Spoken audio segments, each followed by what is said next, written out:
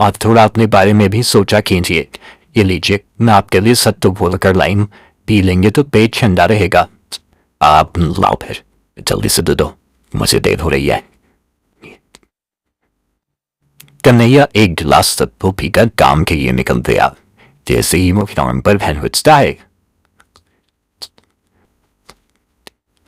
अरे रामू काका, ये मशीनें कहाँ जा रही है? सारे है क्या बताऊं कन्हैया बेटा, कोर्ट ने फैक्ट्री को जल्दी से जल्दी बंद करने का ऑर्डर दिया है।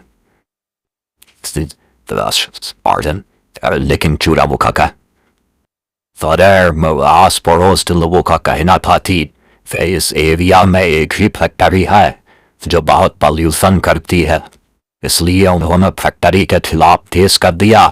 फिर जिस वजह से जो है ये फैक्ट्री बंद हो रही है और यहाँ काम करने वाले सारे मजदूर भी अब बेरोजगार हो गए हैं बेटा। साट्रीजम हो रही है। ये बात सुनकर कन्हैया बहुत दुखी हो जाता है।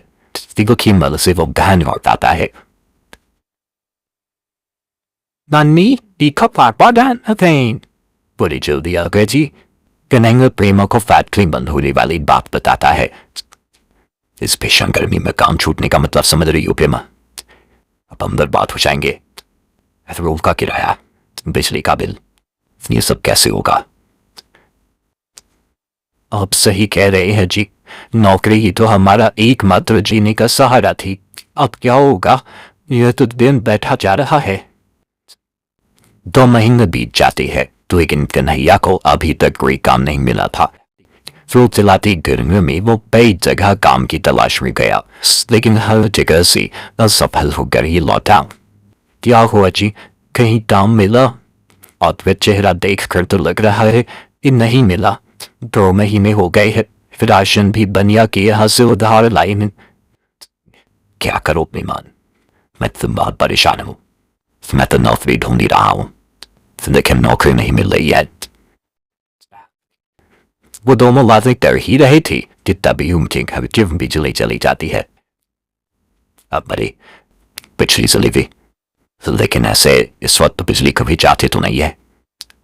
पापा, आपने 2 महीने से बिजली का बिल नहीं भरा ना, इसलिए हमारी बत्ती चली गई है।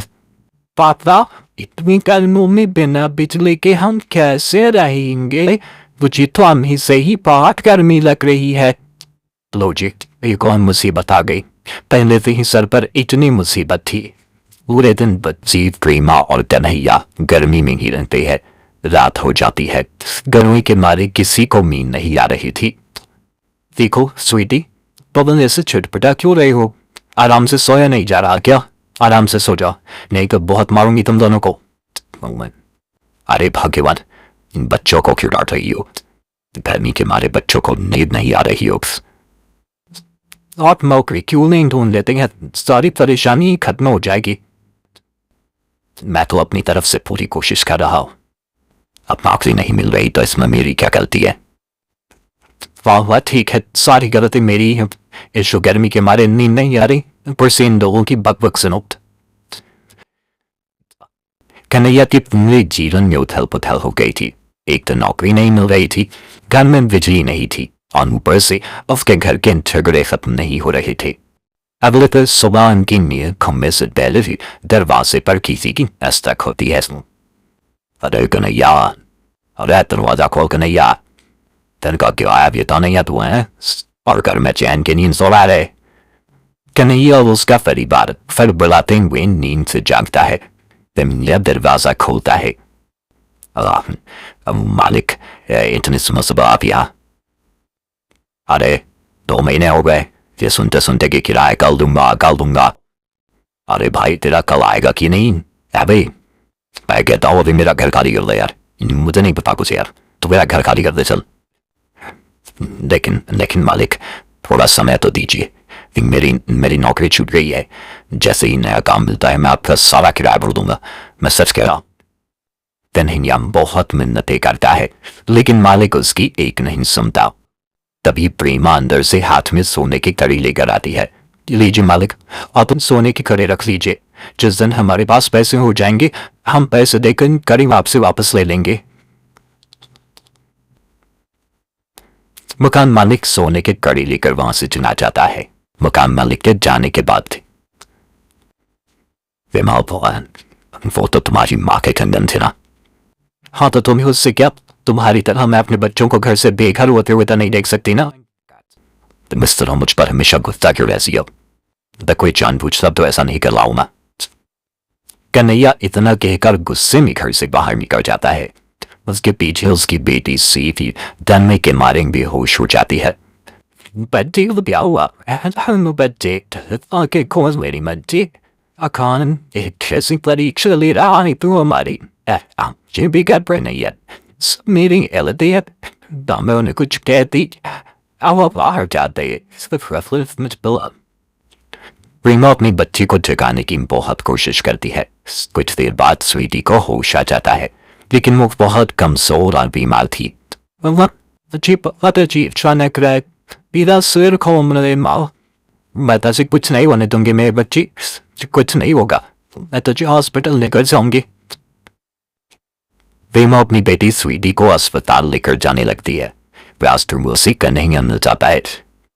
आए वो चाओ हमारी बच्चे को मैं से कहाँ निकल जा रही हूँ कि नजर इसे क्या हो गया है के मारे भी हम शुम्बरी थी। दोनों माता पिता अपनी बच्ची को अस्पताल लेकर जाते हैं। उसको हॉस्पिटल में भर्ती करवा देती है।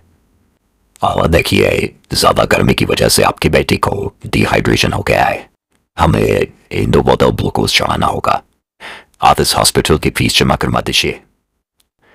डॉक्टर साहब हॉस्पिटल की फीस कितनी होगी? देखिए 5,000 हमारे हॉस्पिटल की फीस है, 5,000 बेड चार्जेस हैं।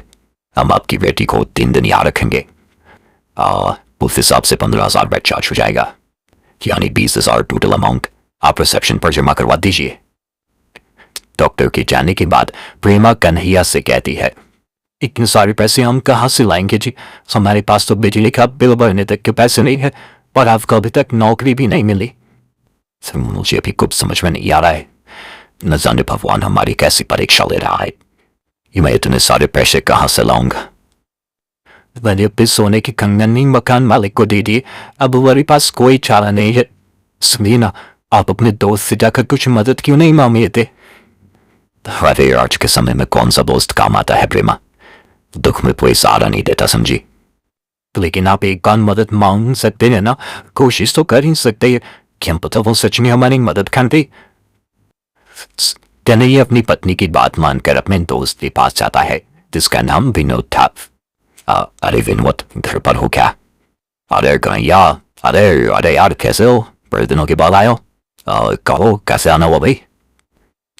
हाँ वो दरअसल मुझे तुमसे ना कुछ मदद चाहिए थी यार। मदद? तो कैसी मदद है? मेरी बेटी बहुत बीमार है यार, वो अस्पताल में है और उसके इलाज के लिए मेरे पास पैसे नहीं है। 2 महीने पहले मेरी नौकरी छूट गई थी। अब से मैं बहुत परेशान हूँ यार, भगवान के लिए मेरी मदद कर दो थोड़ी। दरअसल यार मैं तुम्हारी मदद तो कर देता, लेकिन अभी मेरे घर के हालात भी कुछ ठीक नहीं है यार। गर्मी बहुत ज्यादा थी, जैसे ये अभी मैंने किश्त पर एसी और फ्रिज लिया है,